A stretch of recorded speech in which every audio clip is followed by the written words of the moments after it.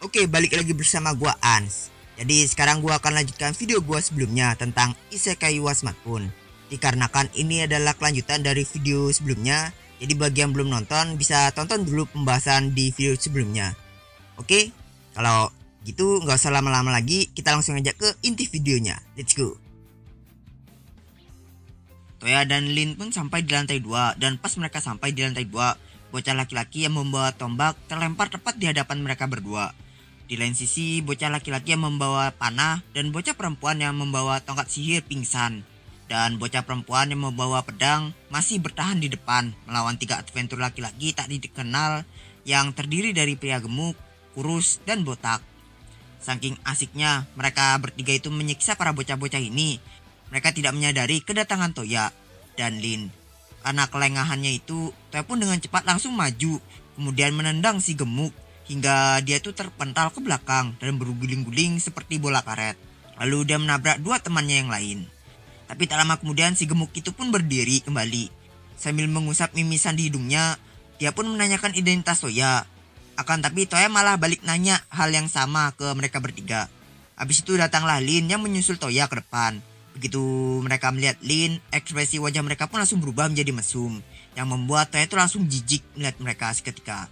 Kemudian mereka mencoba menyerang Toya dan Lin dari 2 sisi. Karena mereka beranggapan Toya itu orang yang lemah yang hanya membawa pisau kecil gitu. Maksudnya di sini adalah pistol Brunhilde Toya. Dengan pedenya mereka menyerang Toya sambil mengancam Toya untuk meninggalkan Lin ke mereka atau mati gitu. Sontak setelah mendengar ancaman itu, tombol amarahnya Toya pun aktif. Dengan santai, Toya mendekati si kurus lalu menginjak kakinya hingga tulangnya itu hancur. Si kurus itu pun langsung berteriak kesakitan sambil memegang kakinya itu sambil berguling-guling di tanah. Agar si kurus ini diam, Toya pun langsung menendang dadanya sangat keras hingga dia itu pun langsung terdiam seketika. Tapi gak mati ya. Setelah itu dengan emosi, Toya mengatakan ke 2 sisanya untuk jangan macam-macam ke Toya, dengan mengancam Toya untuk memberikan Lin ke mereka, atau Toya akan membunuh mereka. Tapi walaupun sudah diancam seperti itu sama Toya, si gemuk dan si botak ini masih keras kepala gitu, masih sok-sok keras gitu. Mereka mencoba menakut-nakuti Toya dengan memamerkan peringkat adventure mereka yang berwarna biru. Tentu Toya nggak percaya. Dengan skill mereka yang lemah itu, Toya yakin kalau mereka itu mendapatkan peringkat ini dengan cara yang kotor, seperti mencuri barang-barang milik adventure lainnya. Dengan kondisi yang masih sangat marah, Toya menendang dan menghancurkan lutut si gemuk dari depannya. Dia pun terkapar sambil berteriak kesakitan sama seperti temannya yang kurus tadi. Lalu si botak ini pun mencoba kabur setelah melihat teman-temannya itu terkapar. Tapi dengan cepat Toya langsung menembaknya dengan peluru paralyze.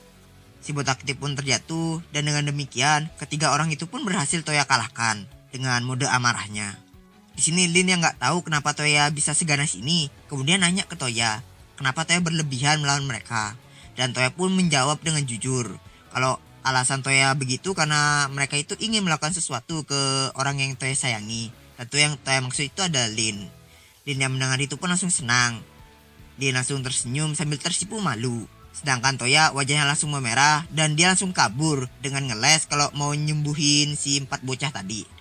Singkat cerita, Toya pun menyembuhkan ke-4 bocah itu dengan sihir Pure Heal-nya dan Refresh-nya. Beberapa menit kemudian, 2 bocah yang pingsan pun juga sudah sadar. Lalu ke-4 bocah ini pun langsung berterima kasih ke Toya dengan sangat berlebihan gitu. Kemudian Toya pun meminta penjelasan atau kronologi kenapa mereka itu bisa diserang oleh ketiga adventure ini.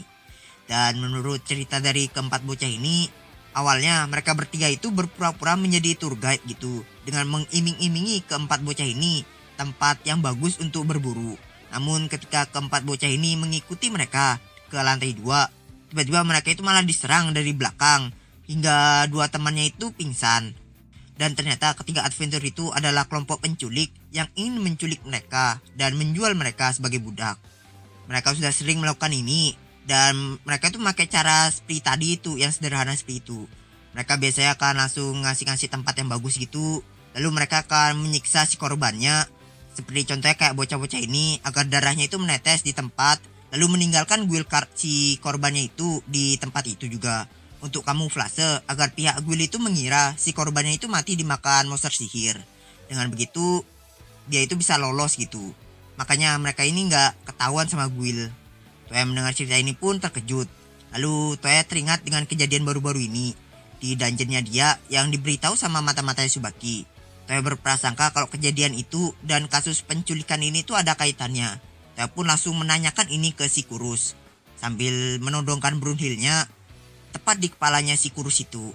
Toya hanya memberikan si Kurus itu choice, ya atau tidak. Dan dengan sangat ketakutan si Kurus itu pun menganggukkan kepalanya. Dan dengan kata lain, tebakan Toya benar. Tapi di lain sisi, Lin itu malah bingung bagaimana mereka bisa membawa korban-korban mereka melalui gerbang teleportasi. Karena kan dijaga gitu sama kesatrianya Toya. Toya pun menjawab rasa penasaran Lin dengan kesimpulannya dia. Kalau Toya itu menduga kalau mereka itu tidak melewati gerbang teleportasi, melainkan memakai kapal pengangkut budak dari Sandora ke Pulau Amaterasu. Toya menginformasikan dugaannya ini ke si Kurus lagi, dan lagi-lagi dugaan Toya itu benar. Si Kurus menganggukkan kepalanya lagi. Toya berhasil menebak dengan benar alasannya karena kerajaan Sandora itu sendiri yang sangat dekat dengan pulau-pulaunya Toya. Atau lebih tepatnya pulaunya Toya ini ada di selatannya kerajaan Sandora. Kerajaan ini melegalkan perbudakan di sana. Jadi ya wajar aja kalau di sana itu terdapat kelompok penculik dan penjual budak. Dan karena pulau Toya dan Sandora ini dekat, jadi kemungkinan terbesar yang muncul adalah mereka itu. Apalagi yang memproduksi kalung budak itu adalah mereka, negara Sandora. Kemudian Toya bertanya lagi ke si Kurus, apakah para adventur yang mereka tangkap selama ini tuh sudah mereka jual. Untungnya kali ini tuh si Kurus menggelengkan kepalanya, yang berarti mereka itu belum menjual para adventur yang mereka tangkap ke Sandora. Dan dengan kata lain, Toya itu masih bisa menyelamatkan mereka. Kapal budak mereka itu kemungkinan tersembunyi di sekitar pantai di Pulau Amaterasu ini. Toya benar-benar sangat marah sekali. Toya langsung mencari keberadaan kapal budak mereka menggunakan mas Google Map-nya dia. Dan Toya pun berhasil menemukannya di utara Pulau Amaterasu. Lalu untuk ketiga penculik sok jago tadi itu, karena udah nggak guna, Toya pun melumpuhkan mereka dengan paralyze. Setelah itu bocah perempuan yang membawa pedang bertanya ke Toya apa yang akan Toya lakukan. Setelah mengetahui lokasi kapal mereka, apakah Toya akan memanggil Orde Ksatria Brunhild untuk menangkap mereka? Sementara itu, tiga temannya itu cuma diam saja. Mereka sebenarnya ngerti dengan keadaan saat ini. Tapi karena suatu alasan, Toya itu merasa kalau mereka ini sedang senang dan gelisah gitu.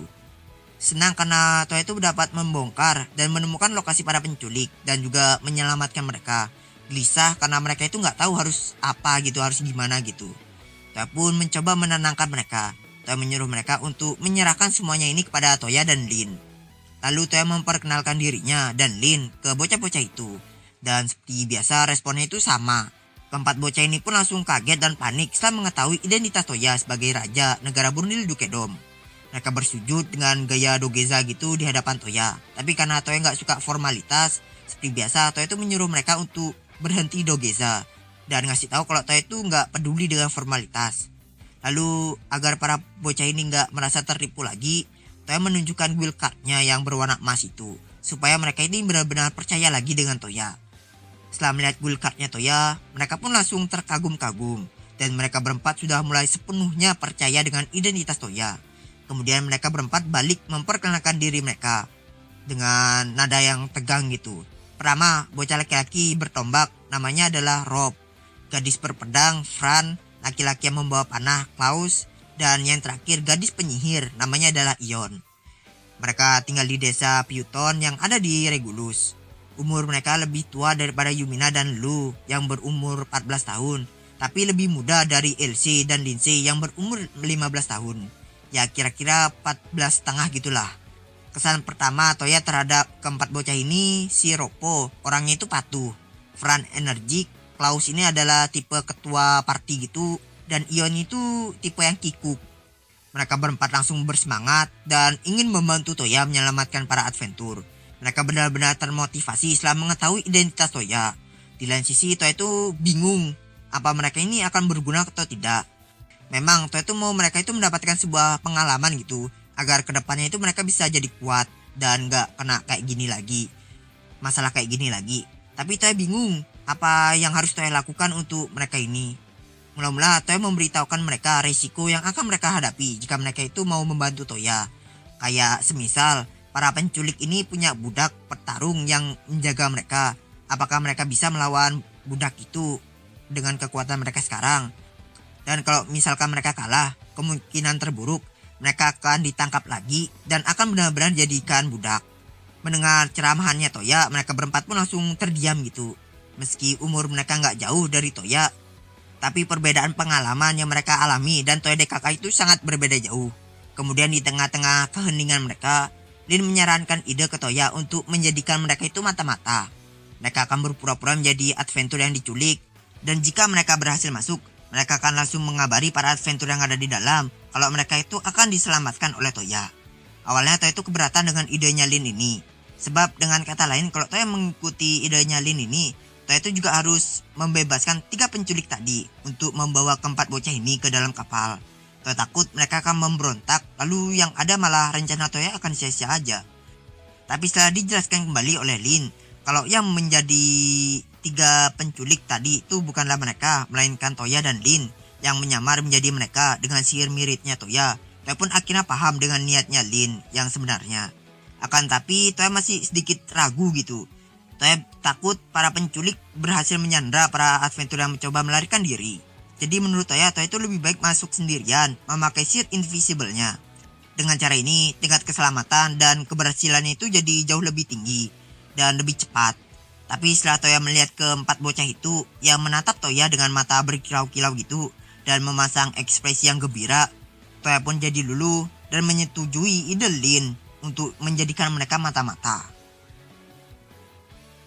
Oke, sekian dulu untuk video hari ini. Kalau ada salah kata atau informasi bisa dibenarkan aja di kolom komentar dan jangan lupa subnya.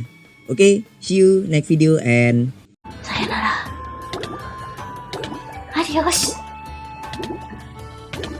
Bye. Bye. Hasta la vista, everybody.